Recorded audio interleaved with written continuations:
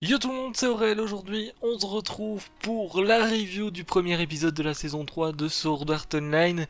J'espère que vous allez bien, j'espère que vous avez maté l'épisode. Si c'est pas le cas, il est dispo sur Wakanim, lien en description comme d'habitude. Ça sortira tous les samedis aux environs de 19h pour le premier épisode. On a eu à peu près 40-50 minutes d'épisode, quelque chose comme ça. Enfin, ils disent que ça vaut 1 heure, mais bon, ça vaut un petit peu moins d'1 heure. Et, eh bien, j'ai vraiment kiffé l'épisode parce que le fait d'avoir un épisode qui est un petit peu plus long comme ça, comme premier épisode, eh bien, ça nous donne vraiment beaucoup d'éléments. Et puis, ça fait plaisir de retrouver un petit peu la patte SAO parce que c'est vrai qu'il y a eu, bon, notamment Gun Gale Online qui était sorti en début d'année, enfin plutôt vers mai je crois, un truc comme ça, je sais plus quand est-ce que c'était sorti, le spin-off, mais bon là on est vraiment avec Kirito, Asuna, etc. et du coup ça fait pas mal plaisir. Alors notamment on va résumer un petit peu tout ça, je vais donner mon avis et tout comme d'habitude. Si eh bien les reviews ça vous plaît, n'hésitez pas à lâcher le petit pouce bleu, je vais essayer de vous en sortir une par semaine sur SAO du coup, chaque samedi quand l'épisode est intéressant, parce que c'est vrai que c'est une série qui est là pour, à mon avis, à peu près 50 épisodes, je pense. Donc peut-être qu'il y aura certains épisodes que je ferai pas forcément si ça avance un petit peu moins vite ou si j'ai pas grand chose à dire dessus. Du coup, voilà, premier épisode qui était assez intéressant parce qu'on pose vraiment un petit peu les bases de tout ce qui va se passer tout simplement dans la saison. Donc c'est ça qui est assez sympa. Au début de l'épisode, on a du coup Kirito, Eugeo, alors je suis désolé si je prononce pas bien, mais je prononce à la française, hein, et Alice qui sont enfants du coup. Donc en fait Kirito, on l'apprend un petit peu plus tard, mais je vais déjà en parler maintenant, vu que ça sera un petit peu plus facile pour expliquer un petit peu le truc.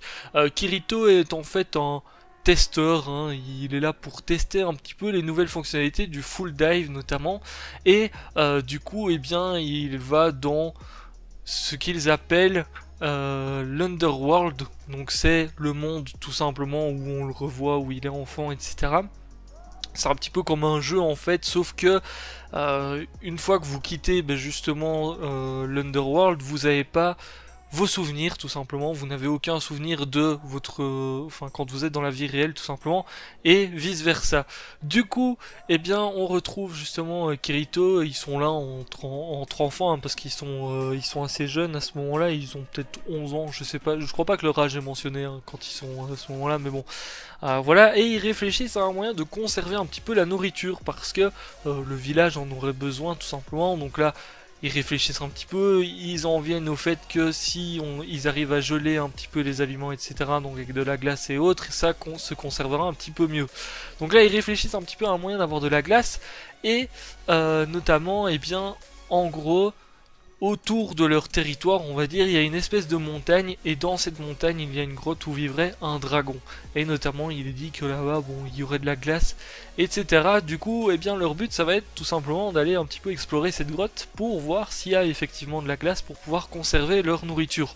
Entre-temps, on apprend que là-bas, enfin, dans ce monde-là, il y a des règles, et notamment, l'une des règles, c'est que personne ne doit aller dans le dark territory, donc dans le dark territoire, on va plutôt dire ça comme ça.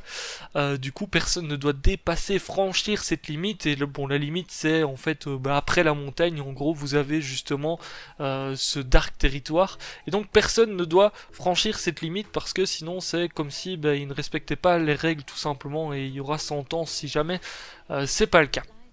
Du coup voilà, ils se rendent dans la grotte tout simplement. Bon, au final, petit à petit en avançant, il y a un petit peu de la magie dans ce monde là, etc. Petit à petit, en avançant dans la grotte, au final ils arrivent à trouver un petit peu de glace, donc ils s'enfoncent un petit peu plus loin pour en avoir plus, parce qu'il fait très froid dans la grotte justement. Et au final, eh bien, ils tombent sur vraiment une salle où il y a plein de glace partout, plein de roches, toutes glacées, etc. Et eh bien en plein milieu de la salle, il y a les ossements, on va dire, du dragon blanc. Donc c'est le dragon qui vit normalement dans cette montagne justement, avec plein de trésors. Il y a même une épée, je sais plus le nom de l'épée. C'est l'épée rose bleu, je sais plus comment est-ce qu'elle s'appelle. Bon, c'est pas grave, c'est le premier épisode, du coup j'oublie parfois des noms, des choses, c'est pas très grave, mais effectivement, eh bien, il y a l'épée, il y a un petit peu de trésor, un petit peu d'or, etc. Bon, il voit justement que le dragon effectivement a été battu, il a été coupé apparemment à l'épée, etc. Il décide simplement de prendre la glace parce qu'ils veulent pas déranger, on va dire, l'endroit où le dragon est mort, donc il décide de prendre juste la glace. Au début, il voulait essayer de choper l'épée, sauf que l'épée est un petit peu trop lourde du coup. Ils prennent juste de la glace et ils retournent au village, sauf que là, ils ne se souviennent plus trop d'où est la sortie parce qu'il y a plein de trous dans tous les sens dans la grotte. Au final, bon, ils arrivent à un endroit où ils voient un petit peu la lumière du jour, donc ils se disent bon, c'est là-bas la sortie. Ils décident de sortir par là, et au final, eh bien, ils tombent à la limite justement avec le Dark Territoire. Donc on voit bien la limite. On voit que de l'autre côté, dans le Dark Territoire, il y a tous les arbres, il y a plus de feuilles, il y a tout qui est détruit. Les arbres, t'as l'impression ils ont cramé. Et bien, il y a deux chevaliers qui sont en train de se battre. Il y a un chevalier de l'intégrité, c'est un petit peu les... Comment est-ce qu'on pourrait les appeler autrement? Moi j'ai vu ça un petit peu comme des chevaliers protecteurs, c'est un petit peu qui font respecter les lois, etc. Enfin voilà, c'est un petit peu dans ce délire là. Et il y a un chevalier noir, donc bon, qui dit chevalier noir dit méchant, entre guillemets, parce que je mets entre guillemets parce qu'effectivement, est-ce qu'il était vraiment méchant ou pas, on sait pas trop qui sont vraiment les méchants, j'ai envie de dire. Notamment, donc là, bon, ils sont un petit peu en mode oh là, mais qu'est-ce qui se passe devant nous? Au final, il y a justement le chevalier blanc, donc le chevalier de l'intégrité, qui arrive à faire tomber le chevalier noir parce qu'ils sont un d'autres dragons et tout quand ils se battent. Bon, d'ailleurs, les animations de l'épisode et globalement, l'épisode était très joli. Les animations étaient sympas et tout, donc voilà, niveau OST, bon c'était du SAO, moi j'aime bien les OST des SAO, après ça c'est chacun ses goûts j'ai envie de dire, mais globalement au niveau des OST, de l'animation etc, c'était très très sympa aussi, parce que j'ai oublié de le dire au début de la review, c'est vrai que d'habitude j'ai dit ça au début de la review, mais bon. Du coup, le chevalier noir tombe, et là il y a Alice qui voit justement le chevalier qui tend sa main en fait vers justement les trois enfants.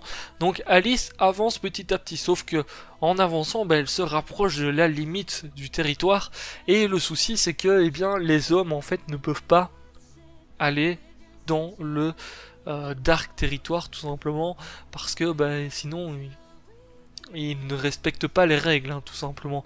Au final, bon, Alice trébuche en s'approchant un petit peu, et il y a juste ses doigts qui dépassent en fait et qui sont dans le Dark Territoire. Bon, de là les enfants décident de se casser, clairement, parce que c'est un petit peu le caca. Il y a d'ailleurs une tête qui apparaît dans un espèce de portail, etc. Bon, ça je saurais pas vous expliquer le délire parce que j'attends de voir un petit peu ce que c'était exactement dans les prochains épisodes. Du coup ils retournent au village, donc voilà, ils rapportent de la glace, etc.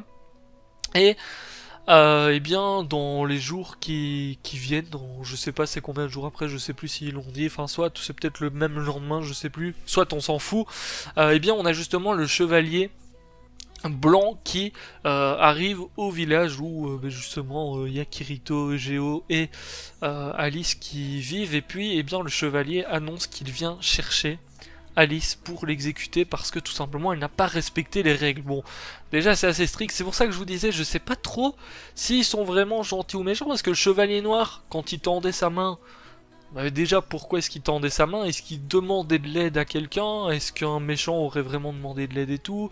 Le chevalier blanc, bon ok, on va dire que de base ils sont gentils, mais là il vient quand même pour exécuter quelqu'un derrière parce que la personne n'a pas respecté les règles et tout, donc bon.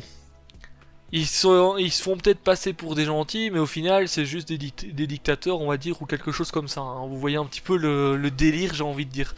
Du coup, donc là, on a Alice qui se fait enlever. Bon, Kirito, lui, il est là, il veut empêcher Alice de se faire enlever, tout simplement. Donc, il décide d'essayer de l'attaquer, d'attaquer le chevalier avec la hache, mais bon, ça ne sert à rien du tout, malheureusement. Il se fait vite expulser en un coup de vent, je sais pas comment appeler ça.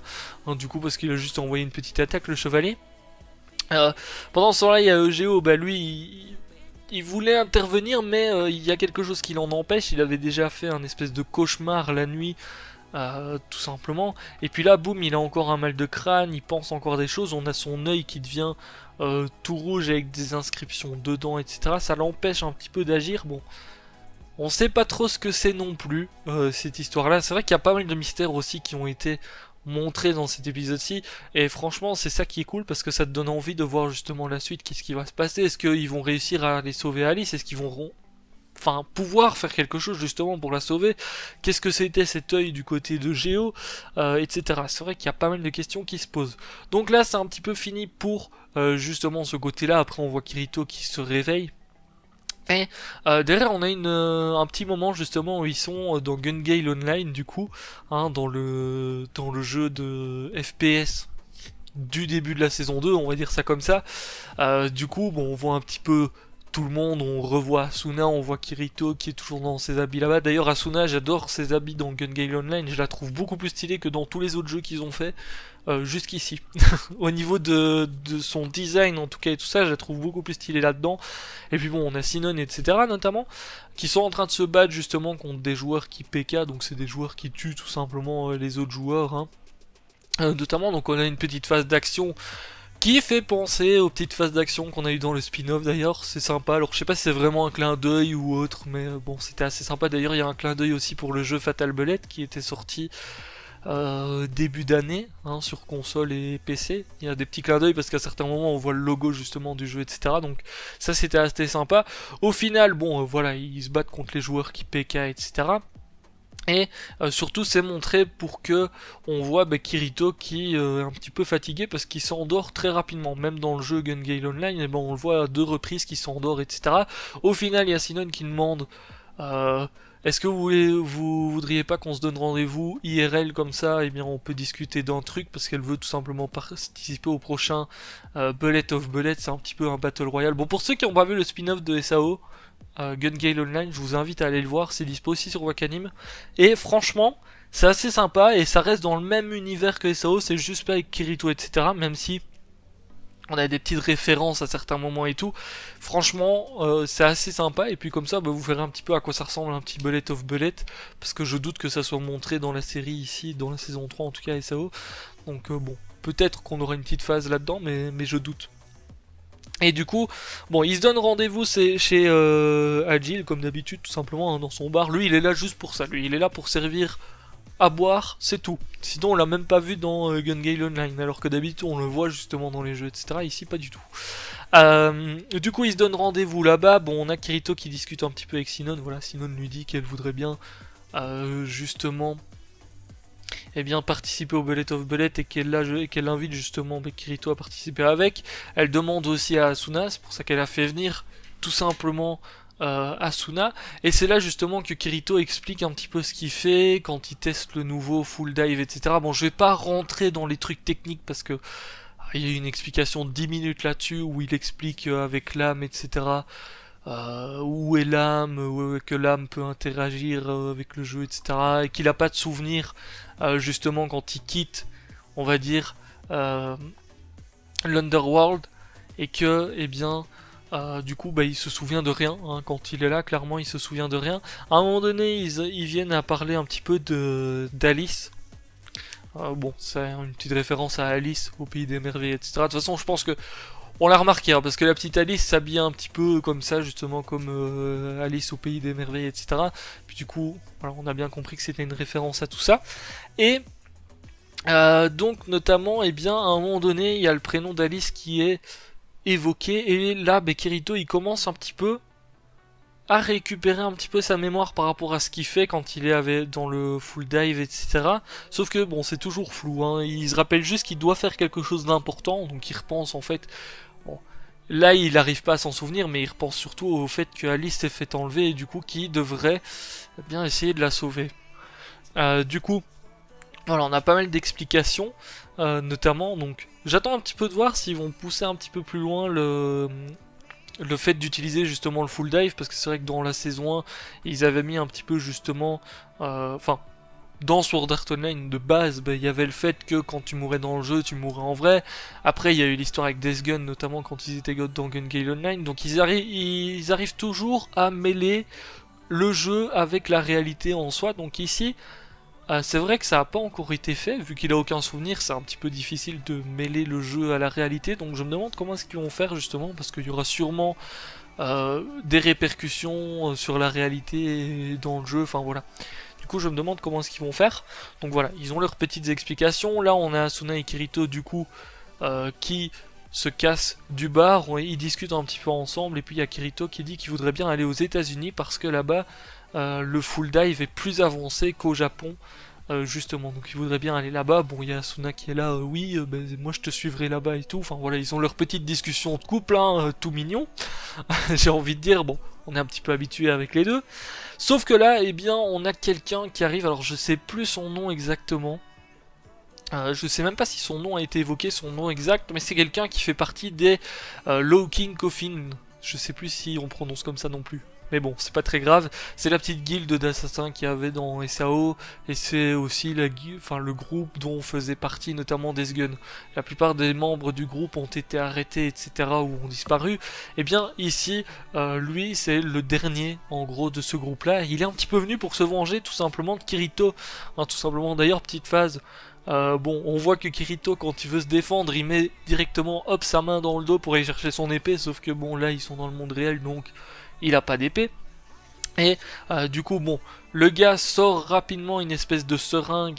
Je sais plus s'ils disent le nom exact de ce machin, mais bon, on va appeler ça une seringue, nous, de sa poche tout simplement. Et là, bon, il fonce sur Kirito. Bon, Kirito, il est avec un petit parapluie, hein, il s'en sert comme une épée. Au final, il arrive un petit peu à transpercer la jambe du gars, sauf que le gars arrive justement avec sa seringue à toucher Kirito en plein cœur. Enfin, j'ai l'impression que c'était un petit peu au-dessus du cœur, mais on va dire que c'était en plein cœur quand même. Sur le haut de son cœur en tout cas. Du coup, eh bien, Kirito tombe et là, bah, c'est la fin de l'épisode. Malheureusement, on se retrouve avec l'opening. L'opening très sympa. Je crois que je l'ai déjà dit au début de la review. Mais voilà, c'était un épisode vraiment qui met bien, justement, ça démarre bien la saison. C'est ça qui est cool. On a pas mal de mystères, etc. Notamment, bon, au niveau de ce full dive, on sait pas trop à quoi s'attendre, tout simplement. Bon, Kirito là qui se prend l'espèce de seringue. Ça te met un petit suspense quand même. Les animations, toujours sympa. Même la phase dans Gun Gale Online, tout simplement, bah, ils ont fait une belle animation alors qu'ils auraient pu se contenter du minimum parce qu'on s'en fout un petit peu. C'est une phase un petit peu entre guillemets random. Hein. C'était juste voilà pour qu'il y ait un petit peu d'action. Et au final, c'était pas le cas. Donc ça fait plaisir. Un bon épisode, un bon premier épisode qui hype pas mal pour la suite. Donc on verra bien ce que ça dit samedi prochain. Sur ce, moi je vais vous laisser là pour cette review. N'hésitez pas à me dire ce que vous avez pensé de l'épisode tout simplement. Je suis désolé si la review était un petit peu plus longue. Bah elle fait voilà 16 minutes à peu près. Mais bon, on va dire que c'est le premier épisode, il était un petit peu plus long, donc review plus longue oblige. N'hésitez pas à lâcher le petit pouce bleu, n'hésitez pas à donner votre avis dans les commentaires. Je vous laisse là, ciao, bye bye. 進めこの感情を胸に決めて夢を